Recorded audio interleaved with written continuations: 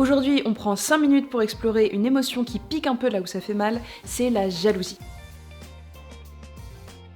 On va voir qu'est-ce qu'il y a en dessous de la jalousie et surtout comment est-ce qu'on peut la dompter. La jalousie, c'est quoi? C'est cette sensation très particulière et désagréable qui va venir mélanger de la peur, de l'insécurité et de la colère. Elle va venir apparaître quand on a peur de perdre quelque chose qui est important pour nous ou bien quand on se sent menacé dans une relation. Par exemple, un ami qui va passer un petit peu plus de temps avec quelqu'un d'autre, un collègue qui obtient une promotion qu'on convoitait ou encore notre partenaire amoureux qui va discuter un petit peu plus que d'habitude avec quelqu'un d'autre. Ces choses-là peuvent venir nous provoquer de la jalousie, on peut avoir cette sensation de colère, d'insécurité qui vient mettre en valeur notre peur. Petit point clé important, la jalousie et l'envie, c'est pas la même chose. L'envie, c'est quand on convoite quelque chose que les autres ont et qu'on n'a pas. La jalousie, c'est quand on a quelque chose et qu'on a peur de le perdre. Alors du coup, comment est-ce qu'on la gère, la jalousie? Déjà, il faut comprendre que ça vient beaucoup plus de l'intérieur que de l'extérieur. Ça parle beaucoup plus de la fragilité de votre position que d'une réelle menace extérieure qui va venir essayer d'obtenir ce que vous avez. Dans les thérapies de couple que j'ai pu faire, bien souvent on a eu l'occasion de mettre en lumière que derrière le « c'est qui cette pute à qui tu parles », il y a bien plus souvent une impression de « bah cette nana-là, elle est tellement mieux que moi que j'ai l'impression que t'aurais limite raison de te barrer avec elle parce qu'elle est mieux ». Que limite, ça me semblerait logique que t'aies plus envie d'elle que de moi. Du coup, j'ai très peur de te perdre. Ça parle beaucoup plus de votre insécurité à ce moment-là, dans cette jalousie-là,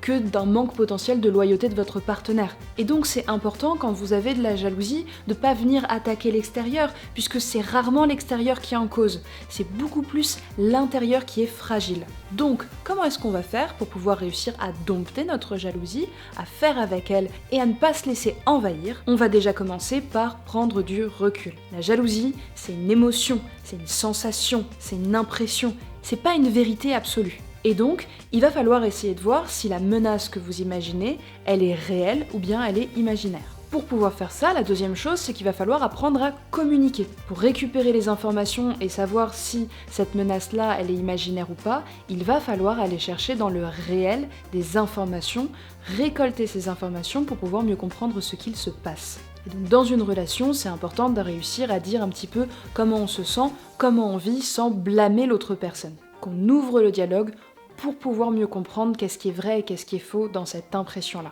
Troisième chose très importante, c'est d'être actif. Plutôt que de ravaler votre jalousie, appuyez-vous dessus pour pouvoir découvrir un peu mieux vos zones de fragilité et pour pouvoir progresser dessus. C'est vraiment un super indicateur pour vous aider à progresser sur vous-même parce qu'au moins vous savez qu'est-ce qui fait que vous vous sentez vulnérable et vite menacé. Et quatrièmement, du coup, travaillez sur vous-même.